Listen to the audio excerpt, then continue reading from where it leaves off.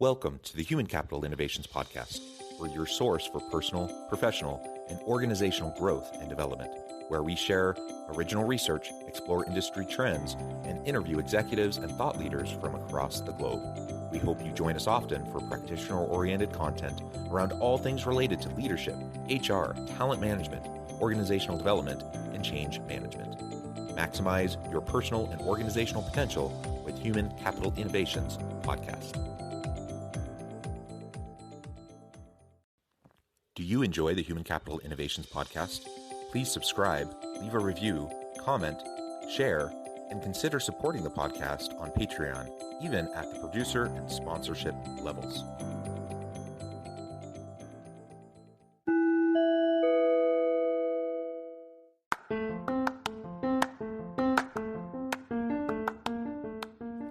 Welcome to the Human Capital Innovations Podcast.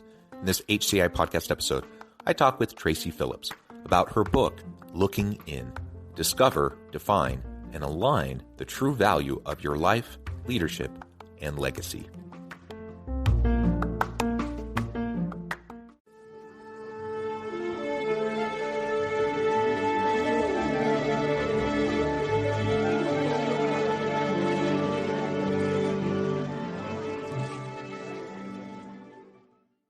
Tracy Phillips, welcome to the Human Capital Innovations Podcast. Thank you so much, John. It's awesome to be here. It is a pleasure. I'm super excited to have a nice conversation. It was fun chatting in the pre-interview. You're joining us from North Carolina. I'm south of Salt Lake City in Utah. And it turns out you grew up and are from Colorado. And so we were talking a little bit about the snow in the mountains and skiing and such. And really, Utah and Colorado are both great places for that. But North Carolina is also beautiful. It's a pleasure to be with you. I'm excited today to have the chance to chat about some really important topics as they relate to your book, Looking In: Discover, Define, and Align the True Value of Your Life, Leadership, and Legacy. And I really love that value, finding value alignment, and then really having that come into all aspects of your life, how you lead and serve other people, and ultimately what the legacy of your life will be. I think it's beautiful. As we get started, I wanted to share Tracy's bio with everybody. As an executive leadership and performance strategist, Tracy Phillips supports visionary business owners and corporate executives to learn and practice better communication, resolution strategies, decision-making, and leading during times of change and when the stakes are high. She teaches her clients how to create a more cohesive, cooperative experience and environment within their workplace culture. Her ultimate goal is to support her clients to live authentically and lead powerfully by creating more awareness about who they are, how they want to be seen, and what legacy they wish to leave behind. Again, what a beautiful background. I love everything in your bio. Anything else you would like to share with listeners by way of your background or personal context before we dive on in further? No, it covers it. You and I are both, I can tell just by the way you speak, we're very succinct individuals. We try to take as much information and put it into as minimal of a space as possible. So I think that pretty much covers it. Wonderful. Well, as we get started, why don't we begin with you telling us a little bit about why you wrote the book and really the impetus behind it and the why behind your book. Absolutely. Well, and the kind of the way the book was developed was, why people say, gosh, that's a long title, but a short book.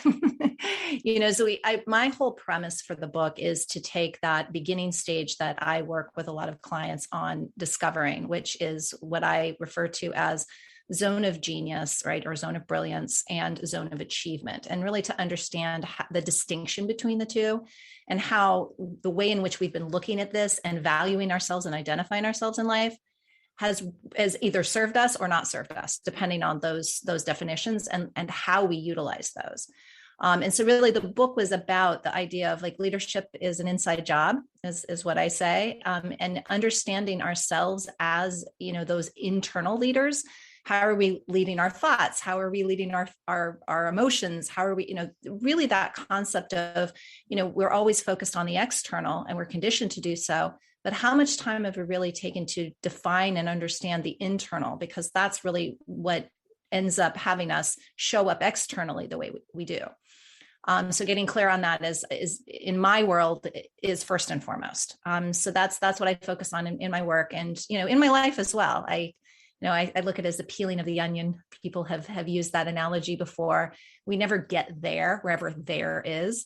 But it really is meant, I believe, to be a process of discovery that we're also meant to enjoy. I think a lot of times it's just, once I get there, then I'll be happy. And the idea of the now is I'm happy now.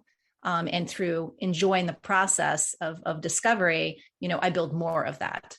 And we tend to forget that. So it's just bringing that back into the forefront of our awareness. Yeah, I love it. It's all about the process, being mindful and present as you're going through the process, which includes ups and downs, really positive experiences, as well as the growing pains that are inevitable as we go through life and fumble around because we're imperfect individuals, despite whatever our best intentions might be. And so I really like the title, Looking In. As you mentioned, like there's all these different aspects of values and leadership and legacy. Those often are portrayed in a very external kind of a way. I want to influence other people. Well, that's great. And there's a time and a place for all of that. But it does really begin with us and looking inside us and being able to really hold the mirror up in front of us and practice that regular self-reflection and a critical self-awareness so that we can discover blind spots and really fine-tune our ability to connect with those around us. That's foundational as well to my leadership philosophy and approach. And I believe, just like you said, it's a lifelong process. We never arrive, we never achieve, because we're always experiencing new things, new people, new situations. And regardless of what we think we might do when we're faced with challenging situations, we never know until we're there and we're in the middle of it. And then guess what? It's a new opportunity to learn, to grow, to figure out why we did what we did, how we interacted with other people, why we did it the way we did it. And ultimately that's that opportunity for growth. So I love all of that. And I think that's a really great why behind your book and why you put so much time and energy and your heart and soul into sharing this message with more people. I think that's wonderful.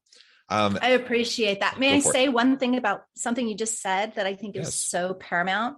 It's that many times we have learned that, in retrospect, we learn the lessons, right? Like, oh, we went through this. And so let's go back and reflect on that and learn the lesson.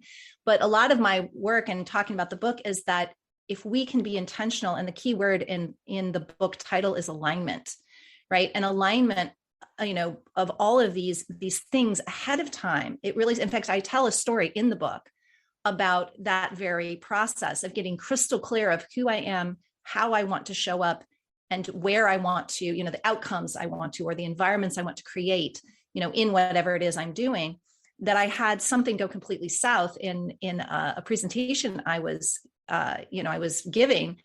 And because I was so intentional, that led, to my course of action, right? That informed my course of action in such a way that at the end, when I was looking back, it's like, there's no way I think I would have dealt with that as favorably if I hadn't been pre-intentional about how I wanted to handle myself, so that when things do not go as planned, you're kind of in that lane of intentionality, and you've aligned that so that you're navigating now the new waters in a very intentionally aligned lane. So that piece I just want to say is that I do believe that hindsight is 2020, and we can learn by making mistakes or learn through, in retrospect. But I also believe we can set ourselves up intentionally ahead of time to have even more success and alignment, which is really, again, like I said, a basis of a lot of the work that I do.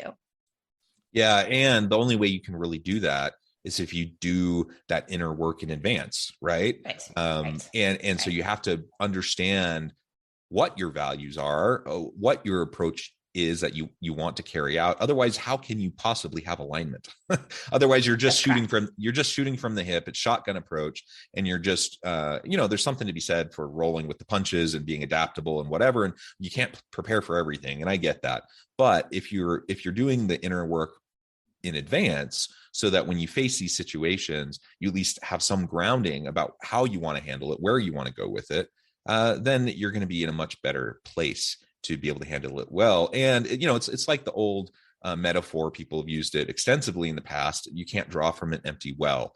And so when you're put in those high tension, volatile types of situations where stress and anxiety levels are high, people are looking to you, there's fear, anxiety, trepidation. what are you going to do? How are you going to respond? If you don't have anything in your well to pull out of the reserve, chances are it's going to go pretty darn poorly, and it'll give you plenty of things to think about and to try to do better the next time for sure. But we don't need to completely fall on our face in order to have opportunities to learn and grow. So let's prepare in advance. I think that's a really, really great point. Absolutely. Well, it's what, certain people in history, like Martin Luther King Jr. in his I Have a Dream speech is a perfect example of that.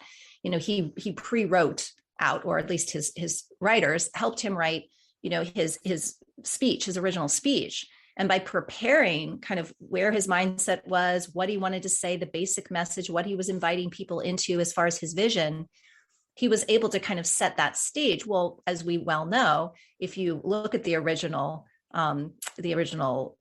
speech that he was going to give and the one he ended up giving, they're drastically different. And so what that original, speech set him up to do was to go off script, was to be in the moment, was to take what the one woman said, tell him about the dream and go with that. And so I think that what you said is absolutely true. We plant the seed and we have to have faith and trust that we will know what to do when we need to tend for it once it sprouts. And that may look different than what we thought, but just in the premeditated, not to the nth degree of planning, but just understanding kind of where do we stand in place and time, right? Where do we position ourselves? What do we believe? What do we not believe? Those types of things are very important to get clear on. To your point that, once we show up in whatever presents itself, and certainly the last couple of years have taught us that we aren't just scratching our heads and wondering where we are in all of this mess, right? That we at least have a clear definition of where we stand, and so that we can, operate from that space of clarity. Yeah. And I mean, we could apply this in so many different areas, but I think in terms of moral and ethical decision-making, for example, it's super easy to fall into the trap of just doing the easy thing and justifying it and using kind of a utilitarian ends justify the means kind of an approach to how we make decisions. You can justify almost anything, when you're using that kind of an approach. And, greatest good for the greatest number. That's not necessarily a bad approach. But I think a lot of times leaders are a bit lazy, frankly, in their thinking and decision making because they haven't done the inner work and the value alignment in advance. So when they get into those difficult situations, this is a really ethically thorny kind of a decision that I need to make. What am I going to do and how am I going to respond? Many organizations and leaders have had to do this during the midst of the pandemic, and it's super challenging. And guess what? When the pressure's on, chances are, if you haven't done this work in advance, you're going to make less morally and ethically defensible kinds of decisions, ones that in fact you might be embarrassed about down the road when you look back and you're like, oh, I can't believe I did that. I can't believe I exploited people that way. I can't believe, all in the name of the greater good, all in the name of the ends justify the means. And so let's get beyond that. Let's look at values. Let's look at the importance of our role and the duty we play towards, the key constituencies and stakeholders around us.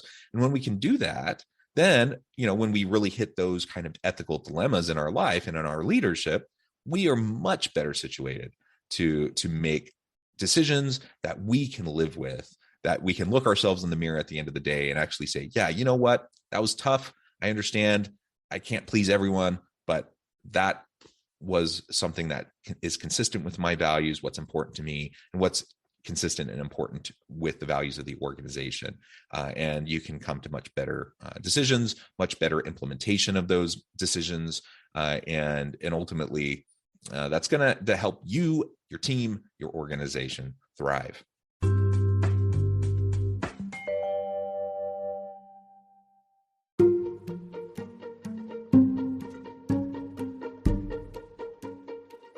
Welcome to the Human Capital Innovations Academy. Courses, micro-credentials, and certificates to upskill and reskill for the future of work. All HCI Academy courses, micro-credentials, and certificates are designed, developed, and delivered by award-winning and internationally renowned scholars, educators, thought leaders, executives, and practitioners. Our courses, micro-credentials, and certificates will help you make your mark on the future of work and make an immediate impact in your organizations. Check out the HCI Academy and our many course offerings and certificates to upskill and reskill for the future of work.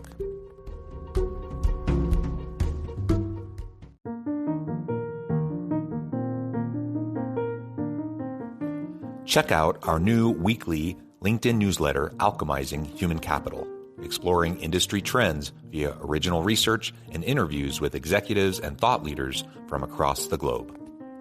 We look forward to having you join us.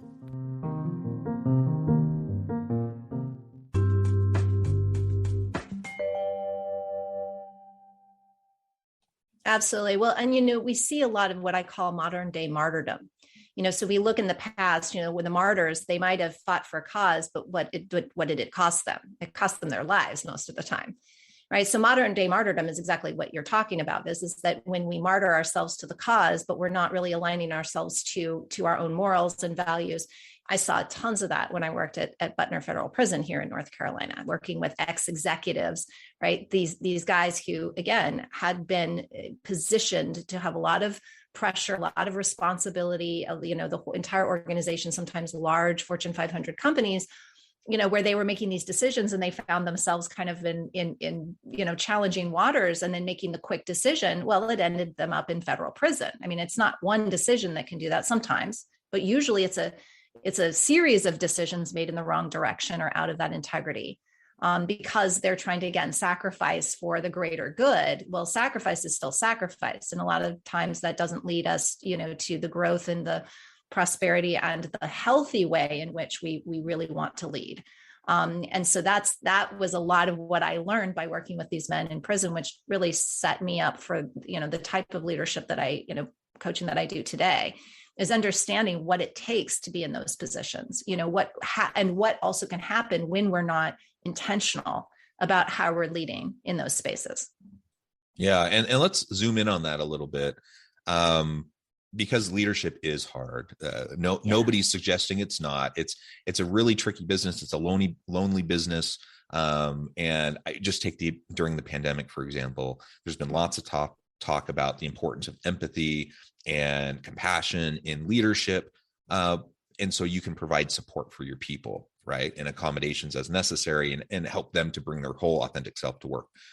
It can be really hard. Like, who's supporting the leader in that same way? Who's providing the emotional and psychological support to the leader who's bearing a huge burden?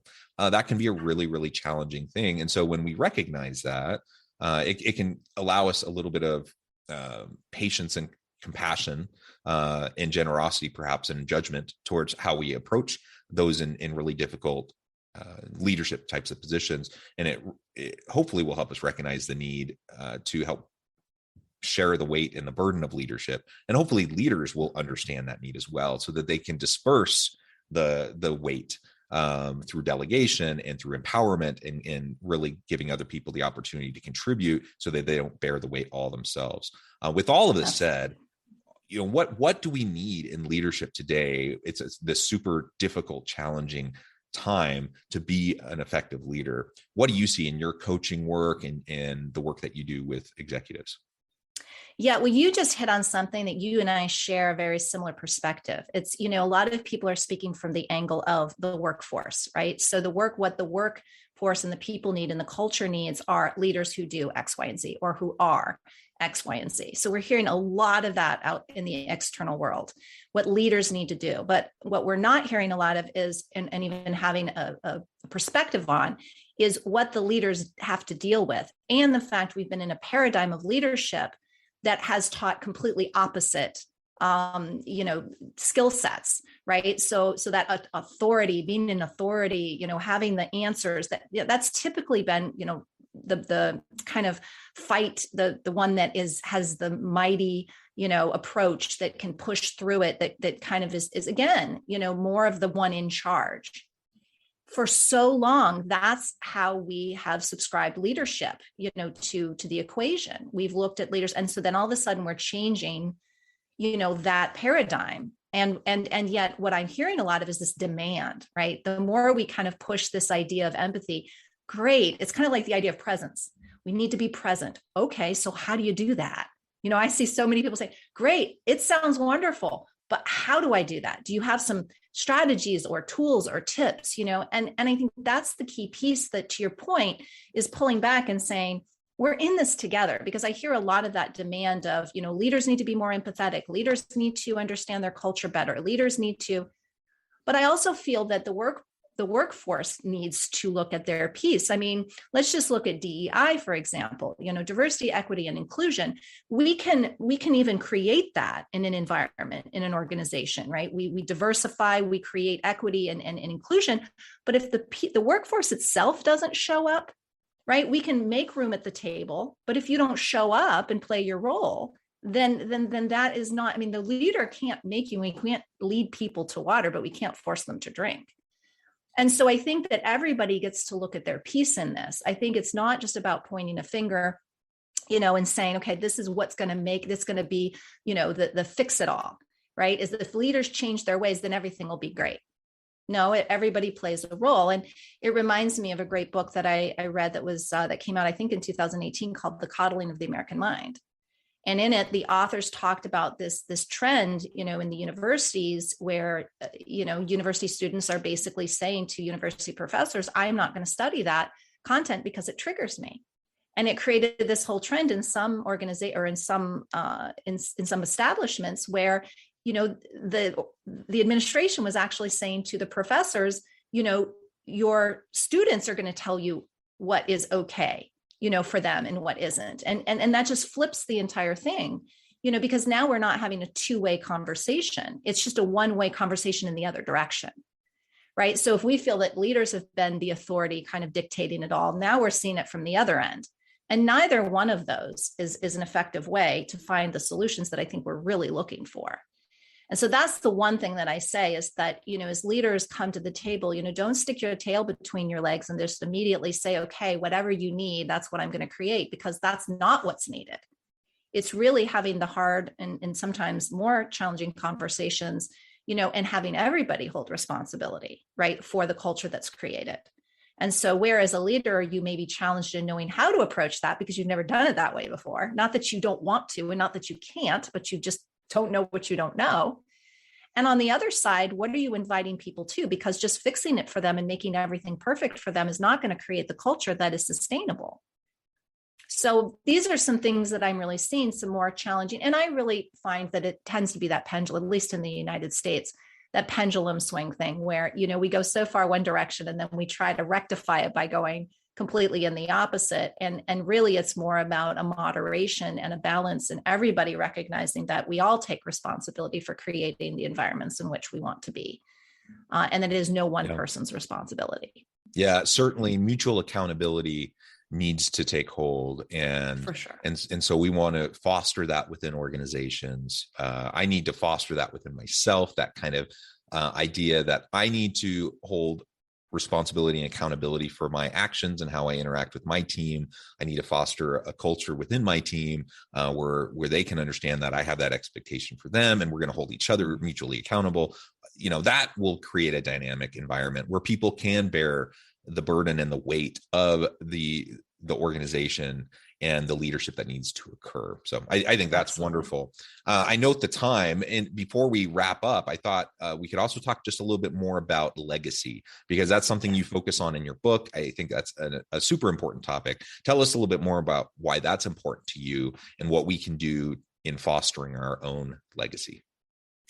Yes. And so this is a piece that I see a lot. My particular niche is working with visionary leaders, right? So I do work with a very particular type of breed of individual in leadership. And that word tends to resonate very strongly with visionaries specifically, because they're here to carry those visions forward. So legacy is pretty much their mission. What are we creating for the next generations? Once I'm gone, what do I want to leave behind? And I think in general, if we think about it as human beings, it's important. We just oftentimes lose sight of it.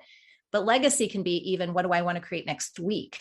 Right? Because, again, it isn't just once I'm gone, what is the culmination of everything I've created? I mean, the culmination is in the now, right? So it's the now and then the now and then the now and how that all adds up. But understanding legacy really is about looking at three parts. There's the what is the value I have to bring, or the value I want to establish?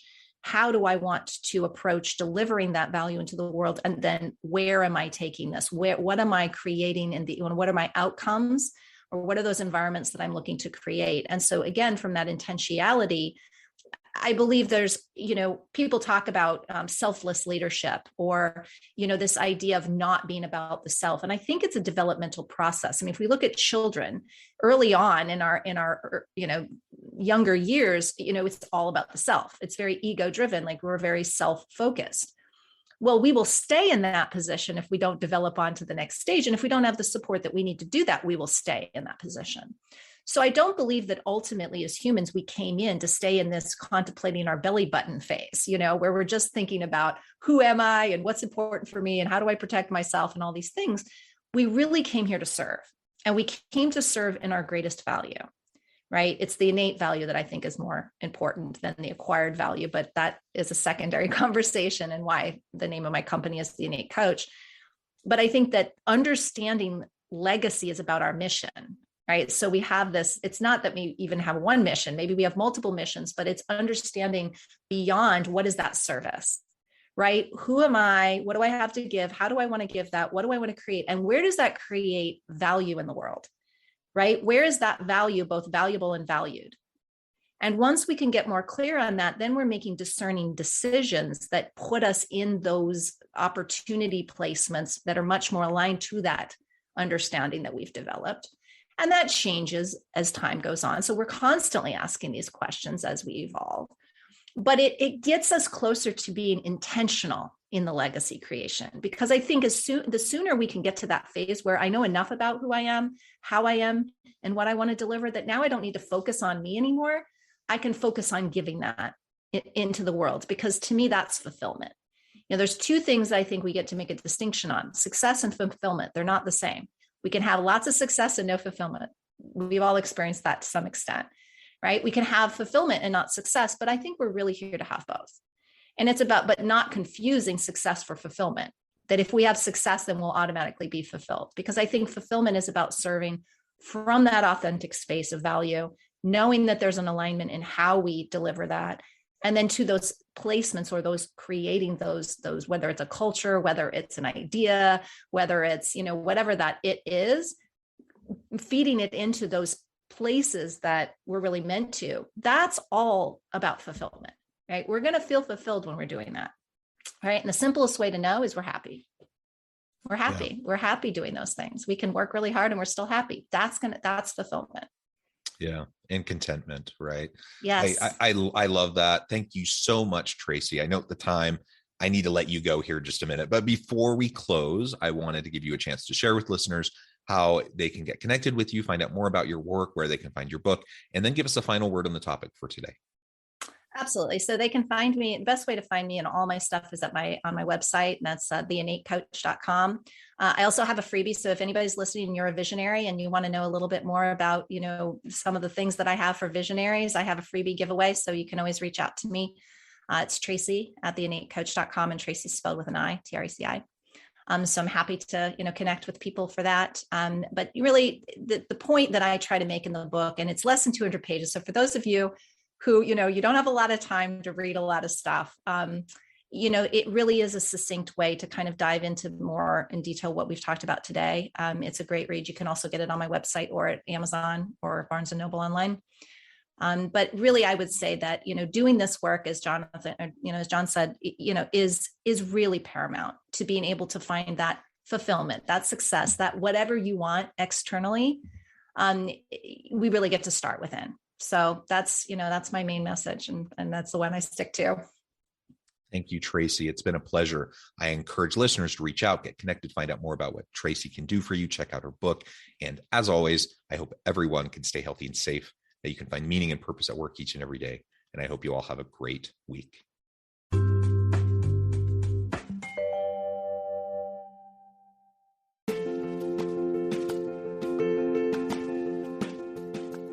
Bluer Than Indigo Leadership, the journey of becoming a truly remarkable leader. Early in my adult life, I learned about an Asian proverb that translates as bluer than indigo. If you think about the color indigo, it is a brilliant, deep, and vibrant blue, what some would call the bluest of blues. To have something that is bluer than indigo is rare and truly remarkable. Contrary to popular myth, there is no one-size-fits-all or cookie-cutter approach to effective leadership. There is no silver bullet, no secret sauce, no go-to model that will solve all of your problems. The truth is, great leaders have all had their unique strengths and flaws, and have all had to discover and then pave their own distinctive path in their life's journey to fulfill their leadership potential. Bluer Than Indigo Leadership will help you discover your own path and explore those ordinary, everyday actions that will help you respond to an uncertain future and produce extraordinary results for your individuals, teams, and organizations.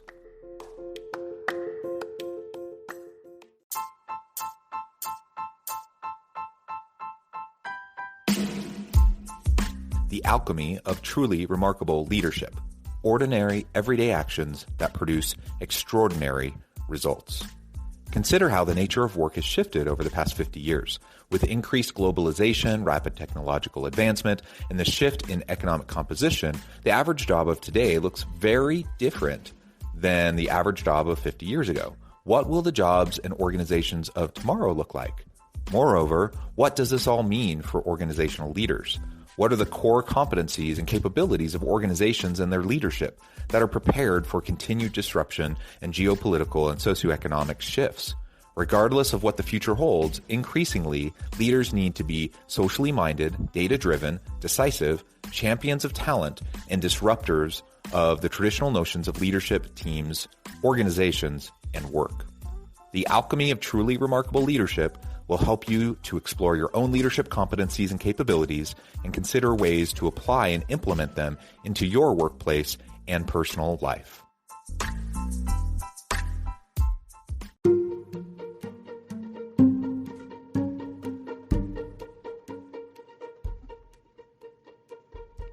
Check out Human Capital Innovations magazine, Human Capital Leadership.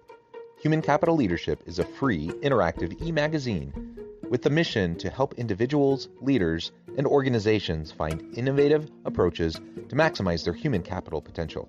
We publish issues quarterly in August, November, February, and May. Take a look at the latest issue and let us know what you think.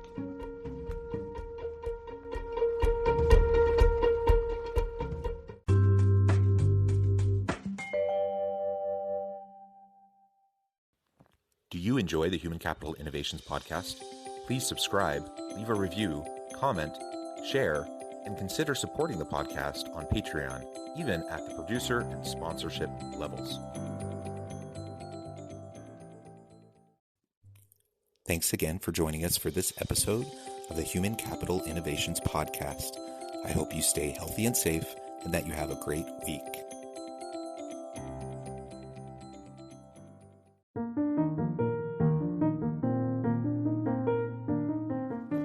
Check out our new weekly LinkedIn newsletter, Alchemizing Human Capital, exploring industry trends via original research and interviews with executives and thought leaders from across the globe. We look forward to having you join us.